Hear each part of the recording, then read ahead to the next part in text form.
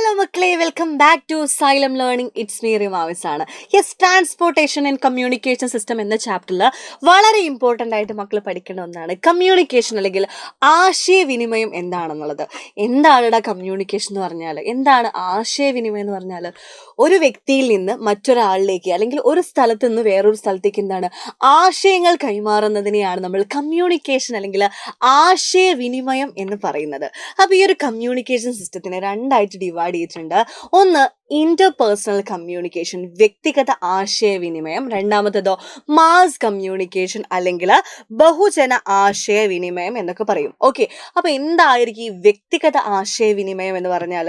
വ്യക്തിഗത ആശയവിനിമയം എന്ന് പറഞ്ഞാൽ ഒരു വ്യക്തി വേറൊരു വ്യക്തിയിലേക്ക് ആശയങ്ങളോ അല്ലെങ്കിൽ എന്തെങ്കിലും ഐഡിയാസോ ഷെയർ ചെയ്യുന്നതിനെയാണ് നമ്മൾ എന്ത് വിളിക്കുന്നത്? ഇന്റർപേഴ്സണൽ കമ്മ്യൂണിക്കേഷൻ അല്ലെങ്കിൽ വ്യക്തിഗത ആശയവിനിമയം എന്ന് പറയുന്നത്. ഓക്കെ, എന്താണ് വ്യക്തിഗത ആശയവിനിമയം? നോക്കിക്കോളൂ. ഒരു വ്യക്തിയിൽ നിന്ന് മറ്റൊരു വ്യക്തിയിലേക്ക് സന്ദേശങ്ങളോ ആശയങ്ങളോ അല്ലെ, എന്താണ് exchange of message or ideas from one person to another. ഒരു പേഴ്സണിൽ നിന്ന് മറ്റൊരു പേഴ്സണിലേക്ക് എന്താണ് ആശയങ്ങൾ അല്ലെങ്കിൽ മെസ്സേജ് പാസ് ചെയ്യുന്നതിനാണ് എന്ത് വിളിക്കുന്നത്? ഇന്റർപേഴ്സണൽ കമ്മ്യൂണിക്കേഷൻ അല്ലെങ്കിൽ വ്യക്തിഗത കമ്മ്യൂണിക്കേഷൻ അല്ലെങ്കിൽ വ്യക്തിഗത ആശയവിനിമയം എന്ന് പറയുന്നത്. ഇപ്പോൾ എനിക്കൊരു മെസ്സേജ് എൻ്റെ ഒരു ഫ്രണ്ടിന് അയക്കണം അല്ലെങ്കിൽ എൻ്റെ ഫ്രണ്ടിൻ്റെ അടുത്ത് എത്തിക്കണം.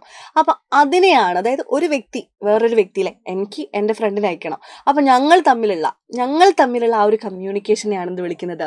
ഇന്റർപേഴ്സണൽ കമ്മ്യൂണിക്കേഷൻ എന്ന് വിളിക്കുന്നത്. അപ്പോൾ മാസ് കമ്മ്യൂണിക്കേഷൻ എന്തായിരിക്കും? മാസ്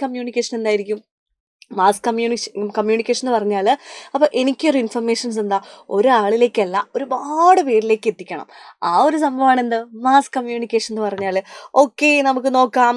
അതിനു മുമ്പ് ഇന്റർപേഴ്സണൽ കമ്മ്യൂണിക്കേഷൻ നമ്മൾ എങ്ങനെയൊക്കെ സാധ്യമാവുന്നത് നോക്കണ്ടേ?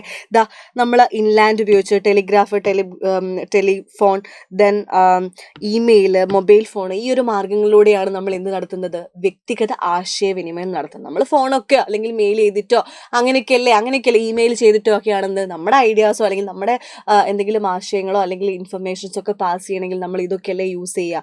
ഒരു വ്യക്തിക്ക് വേറൊരു വ്യക്തിയിലേക്ക് അയക്കുന്നതാണ് കേട്ടോ ഇന്റർപേഴ്സണൽ കമ്മ്യൂണിക്കേഷൻ എന്ന് പറഞ്ഞാൽ. അതിനുവേണ്ടി യൂസ് ചെയ്യുന്നത് ഇതൊക്കെയാണ്. അപ്പോൾ മാസ് കമ്മ്യൂണിക്കേഷൻ എന്ന് പറഞ്ഞാൽ എന്താണ്?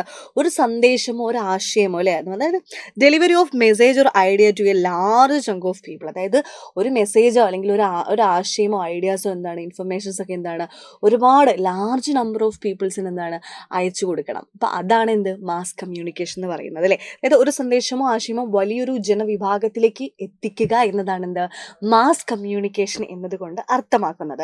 അപ്പം നമ്മൾ അതിനുവേണ്ടി യൂസ് ചെയ്യുന്നത് എന്തൊക്കെയാണോ? ന്യൂസ് പേപ്പറിലൂടെ അല്ലേ, നമ്മൾ എന്തെങ്കിലും വിവരങ്ങൾ ഉണ്ടെങ്കിൽ ന്യൂസ് പേപ്പറിലല്ലേ അറിയാം. ന്യൂസ് പേപ്പർ, റേഡിയോയിലൂടെ ഉണ്ടാവും, ദെൻ ടെലിവിഷൻ ഉണ്ട്, seminar, then public meeting, street play, ഇതിലൂടെയൊക്കെയാണ് എന്ത് നമ്മൾ ഈ മാസ് കമ്മ്യൂണിക്കേഷൻ നടത്തുന്നത്. ഓക്കെ, ഒന്നില്ലെങ്കിൽ റേഡിയോ അല്ലെങ്കിൽ ന്യൂസ് പേപ്പർ അല്ലെങ്കിൽ ന്യൂസ് കാണുന്ന ടെലിവിഷനിലെ അങ്ങനെ ഓരോരോ മാർഗ്ഗങ്ങൾ, പബ്ലിക് മീറ്റിംഗ്, അതൊക്കെ വെച്ചിട്ടാണ് എന്ത് മാസ് കമ്മ്യൂണിക്കേഷൻ സാധ്യമാവുന്നത്. അപ്പോൾ 2 ടൈപ്സ് ആയിരുന്നു കമ്മ്യൂണിക്കേഷൻ ഉള്ളത്. ഇന്റർപേഴ്സണൽ കമ്മ്യൂണിക്കേഷനും മാസ് കമ്മ്യൂണിക്കേഷനും ആയിരുന്നു.